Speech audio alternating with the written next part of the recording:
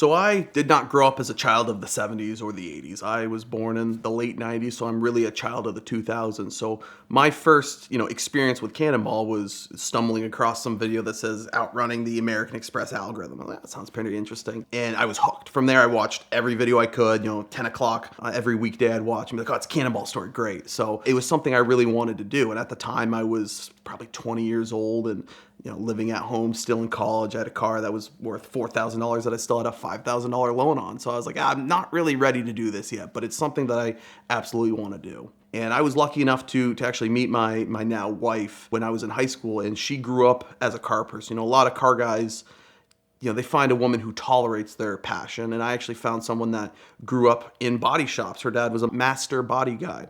She grew up around cars, going to car shows. Every picture of her as a kid is her in some cool car. So she isn't as crazy about it as I am, but she's definitely has some car passion, is a car enthusiast. So I locked that down as quick as I could, of course. So I've been with her for about 10 years now. I proposed a few years ago and I said, look, this is something I really need to do before we get married. It's something that I've been thinking about for a long time. And if you're a Cannonball guy, it's not something you think about and then, you think about a week later. It's something that you're, all day you're listening to videos, you're thinking about it. You're looking at the Google Maps from the Red Ball to the Portofino, the Street View pulling into the Portofino. So it was eating away at me. And I said, this is something I need to do. So in 2022, I bought plane tickets. I was going to rent a car and do it. And the date kind of came and went. I realized it's not the time. If I want to do it, I want to do a run. I don't want to do a drive. I want to really do it. So a few months later, I bought a Mercury Grand Marquis, which is a Crown Vic, but it's a little fancy. It's the fancy Crown Vic. It's not the really fancy one. That's the Lincoln. But I was really inspired by Arnie's videos in the P71 Black Turd. That's something I really wanted to do. But I wanted something comfortable. We're going to be in the car for that long. And if you look at ex-police cars, they're dirty, they're gross, they're beat, they're not very nice. So I ended up finding this little old lady Mercury Grand Marquis, and it was a Palm Beach Gold Coast, which means that in 2005, some salesman probably sold it for well above sticker because it had some stickers and fancy seats in it and made quite a big commission on it. But this lady loved the car. It was a one owner, 90,000 miles on it when I got it. And it had a fiberglass Landau top on it, which was all the canvas had been peeled off and it was just bare fiberglass. So it looked horrible. She also drove by feel. So it had dents, dings, scrapes everywhere, which I wasn't as concerned about, but the interior was perfect. White leather couch, bench seat in the front, white leather couch in the back, just extremely comfortable, which is something I really wanted. So I then proceeded to make it look like a cop car and, took all the badges off, put Ford badges, blacked out all the chrome and the reflectors and, did your typical Cannonball stuff. Fuel cell, we took the top off and that was a nightmare. I shouldn't have bought that car because it was just so full of rust underneath. And so I prepped the car, we did everything you need to do, radar detectors, police scanner, and we were ready to go. And up until this, a few months before, we were planning our wedding. And as a car guy, planning a wedding was not fun for me because we're like, do we invite, 30 people turned into 40 to 50 to 60. And that just, brought the price up and up. And, we got a quote and I was thinking 15,000. It turned out it was 30 to 40,000. And, my fiance and I were kind of like, this is a lot of money. You're driving a $4,000 car now. And, we have a kitchen that was built in, 1975. So, this money could be better spent somewhere else. So, we kind of thought about that. Like, we still want to do something. We kind of had some plans. She didn't want to do the Cannonball. She was the first one I asked. She said, that doesn't sound fun to me. So I love what you're doing, and I just like to go to the bathroom more than every 6 hours. So I said, I can't really blame you on that. And so I said, well, you fly to California. Let's do a vacation while we're out there. I've never been west of Colorado. Neither had she. So it would have been a good little trip. And so we left the Red Ball at 10 p.m. on, I think it was April 13th. It was a kind of a blur. It was a long week for me. And it was a great drive. We had Mason running overhead for us. I'd never met Mason. I'd never met anyone before. I a couple Facebook messages back and forth. And the one thing I learned about this community is if you need anything, people that you've never met before will drop everything to do it, which is really cool. I've met friends that, be lifelong friends that, I met on Facebook. And so right out of New Jersey, as soon as we get out of the Lincoln Tunnel, we take a wrong turn. We start going up north towards Buffalo, and the Joiner app just starts blowing up. And everyone's like, you're going the wrong way, you're going the wrong way.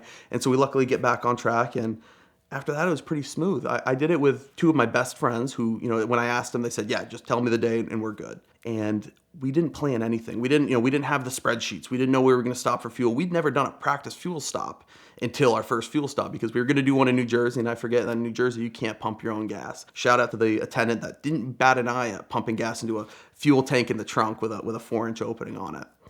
And so we just had a great time seeing the country. It's like you're doing a road trip, but you compress it down as quick as you can. You still get to see, you check all the boxes. You have the snacks, you have fun, you see the landmarks. And like I said, we really didn't have any issues. Our goal was to beat Brock Yates and Dan Gurney's time from 1971, which was just under 36 hours. I said, look, if we can do that, I'll be happy. Honestly, if we can just finish, I'll be happy. 45 hours, I don't care. I'm having a good time. I kind of told my buddies, I said, look, at some point I'm going to get married and this is going to be my bachelor party. And they said, okay, that sounds good. It's a little weird to do that out of nowhere, but we like that. And so we're driving, and I wanted to be the guy that drives as fast as I can for as long as I can. And I learned in this that it's a team, it's a relay. It's a team event. While I might not have been the fastest, my buddy that did drive killed it. He drove fast longer than I did. And I was like, hey man, we're on the same team. I'll reap the rewards of you driving.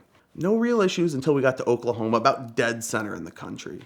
And we had a fuel system that was your typical, hit a button, pumps into the, from the auxiliary tank into the main tank. And we didn't calculate flow rates because we didn't have time. I finished a day before we left. So I was like, 5 minutes will get us about a quarter tank of gas. And that's kind of the metric that we'll use. And so Oklahoma, we were at about half tank. I said, okay, we'll pump for 5 minutes, set a timer on my phone, and we'll be good. So 5 minutes goes by, 10 minutes goes by, 15 minutes goes by, and they go, you guys smell that? And I go, no, what are you talking about? And they go, yeah, it smells like gas. And then the whole car started like shuddering on diesel. You let off the gas and it would shut. And I thought it was a transmission issue at the time. Turns out I think it was the evap system got clogged. So that was a little interesting. I kind of had egg on my face for that. It was all on me as the passenger, but hey, I think all that happened was we sprayed some gas on the people behind us. Pulled over, made sure everything was good, made sure we didn't have anything leaking in the trunk. I had some stuff in there that my wife really didn't want to get covered in gas. So we kept going, and it was smooth until we got to about Flagstaff. Just before that, a few hours before Flagstaff. One of my co-drivers drove for about 10 hours, which was quite the stint. I was not expecting him to go that far. And I grew up at sea level my whole life. I've never been an altitude guy, despite living in the Green Mountain State. Our mountains aren't that tall. And so we're going through, and it's middle of the night. We're going through New Mexico, and I go, I think we're going uphill. I thought the desert was flat. I'd seen the pictures. I just figured it was like a pool table out there. And they're like, no, we're in the desert. It's flat. I'm like, I'm pretty sure we're going uphill. And I checked my altitude. It's like 4,000 feet. It's like, no, we're going up a mountain. It was an interstate going up a mountain. I never knew that was even a thing. There's tractor trailers going up there. We get to the top of this mountain. It's probably 7,000 feet right at the New Mexico-Arizona line about.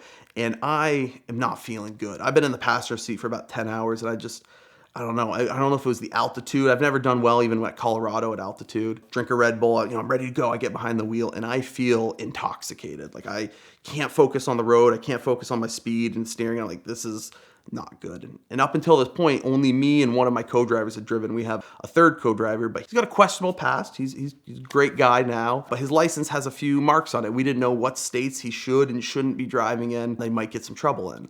And so I was like, man, do you want to drive? And he's like, yeah. I was like, I don't want to be the reason that if we get pulled over, you go to jail. He goes, that's pretty much my fault at this point, so it's not your fault. Don't worry. I go, okay, but just know if you get pulled over and get arrested, we'll see you tomorrow. We're gonna go to California. We're gonna get lunch, and we'll come back to get you tomorrow. And he said, yeah, I'd expect nothing less. That's what I want you to do.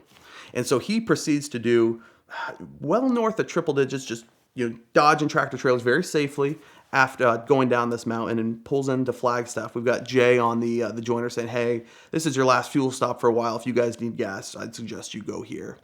And again, we didn't plan any of this. I'm used to there being a gas station at every exit. So it's like, okay, so we've got about a half tank. Our fuel cell's dry, and we pull, and I was like, this is gonna be our fastest fuel stop. Up until this point, we were doing 4-minute fuel stops to fill 50 gallons, which I thought, for 3 guys having never tried it before, was pretty impressive. And so we pull in, I was like, look, just back right up to the pump. We're gonna fill the fuel cell 20 gallons in and out. It'll be good.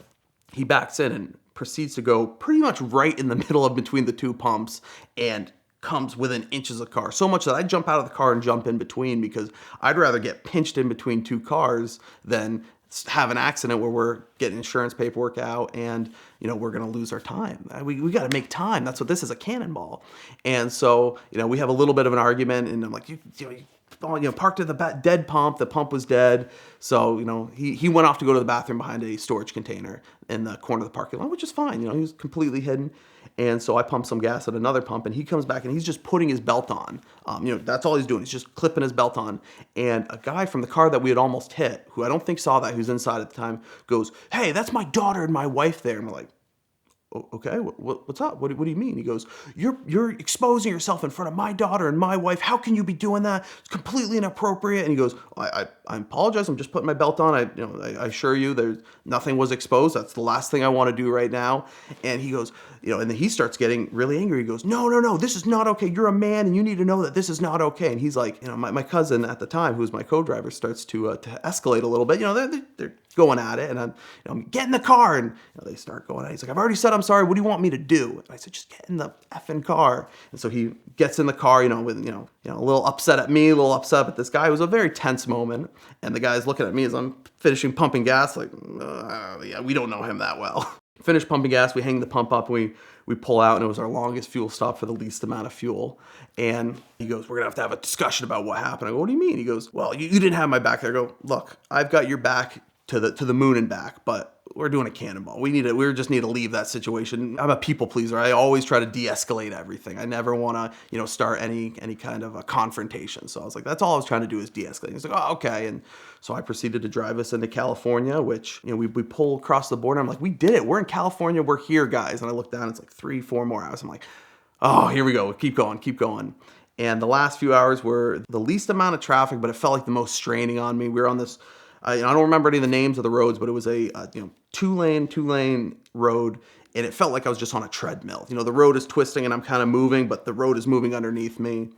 We pull into LA, 4 lanes of traffic, and there's nothing. Like there's no traffic there. It's wide open. There's a Mustang and a Honda Civic, either an SI or an R, just cruising. I go along with them. We're going at some high speeds. And the only traffic we saw in LA was it went from 4 lanes down to 1 for some road work. And so we're pulling in, and everyone's kind of getting into 1 lane, and there's a big cement truck right next to us. And I was like, okay, well, we're right up against the car in front of us. He'll just get in behind us. No, he wanted to be in front of me for some reason. So he starts pushing over, and I've got a K-barrier on one side of me. I've got a cement truck on the other, car in front, car back. I can't go anywhere. So I'm on the horn. He's not doing anything. My co-driver is in the back sleeping with his head up against the door panel, inches away from this big cement truck. And he's getting closer and closer. And finally, the car in front of me pulls ahead just enough where he can kind of slip in. And I maybe had 2 inches on each side. So that was a little nerve-wracking. But after that, it was smooth. The other co-driver said, "Hey, I'm going to get some sleep for about a half an hour. Just take it about 85. Go nice and slow. Don't fumble on the 1 yard line." I'm doing that for about a few minutes. I go, I'm still doing a cannonball. What am I doing? And so I shut everything off. Radar detectors, scanner. I was like, it doesn't matter at this point. We're there. Let's just finish it. That's just going to slow me down. Get off the interstate. Green light, green light, green light. Everyone's awake at this point. There's a red light in there. You should probably slow down. This red light. It's going to turn green. Don't worry. I see the other light turning yellow. It's going to turn green. And so we get a little closer. It's not turning green. Get a little closer. It's not turning green. So at the last minute, hard up on the brakes, lock it up, slide kind of into the intersection a little bit, and I feel a splash on me. I'm like, what was that? And I was like, man, we have 3 guys in a car. I hope that wasn't what I think it was coming out of a bottle that splashed on me. And I'm soaked. I'm like, well, what was that? And nobody really knows. And so what it was is we had a cooler in the back seat that had 2 bags of ice in it that had now turned to lukewarm water. And I was just soaked. Like there was 1.5 inches of water in the float 4-wheel when we got to the Portofino. But we pulled in 34:41, which I beat my goal by over an hour, which I was really happy about. And I didn't know how I was going to feel when I got there. This is something that I'd been planning for years and really planning for months, and something I'd always wanted to do. And I thought I was going to break down, and I kind of got there, and it was just such a good feeling. We could hear the sea lions, making their noises out in the Pacific, and we had just got there. I couldn't sleep. I did a little walk over Redondo Beach. We went to Joe's and got breakfast. Had one of the best days I've ever had in my life, just hanging out in Redondo Beach. Got seafood. Went to Chemical Guys, had their HQ there, so it was great. And the next day I was picking my wife up at the airport. So I dropped my 2 co-drivers off. I said, "Hey guys, great trip. See you at the next one," which they kind of rolled their eyes. I said, no, it'll happen again. Don't worry. And picked my wife up, and we had a trip in California, and it was great. We did the touristy things in LA, and then we went out to Joshua Tree, and we hadn't told really anyone. There's a few people that we did tell. So we went out and enjoyed Joshua Tree, which is beautiful out there. You've got the desert, the trees. We were out in Palm Springs. few days later after that, we went out, just the two of us. We hired a photographer who was also able to do some government paperwork for us. And we didn't tell anyone. And, everyone knew we were doing this Cannonball, but no one knew what we were really doing. And we'd actually planned an elopement out in the desert, just the two of us. So we went out there. The only person that I really wanted to be with was her. I didn't care about anyone else. I just wanted to be with her. She's not just my wife, but she's my best friend. So we went out there and we said our vows out in the middle of the desert, and we got married. And the best part was, and like I said, she's a great sport with this. We got a bunch of pictures of the two of us with the trees in the background holding the Cannonball sign. And it was really probably one of the best weeks in my life, being able to do bucket list road trip and, marry my best friend and the love of my life. If you can find someone that can share not just your passions, but the experiences with you, find that person and hold on to them, because that's what it's all about. It is almost car trek time. We ran into some technical issues with the final outputs, so I'm gonna have to make you wait just a couple more days, but it is close, and we are so excited to show you Car Trek 11. We're also so grateful to Auto Tempest for making that happen. Auto Tempest has been supporting us since the very beginning with Car Trek, and even longer than that here on VINwiki, but we love them because they are the best place to shop for your next car. They compile all the results from all the major sites into one place, as you already know.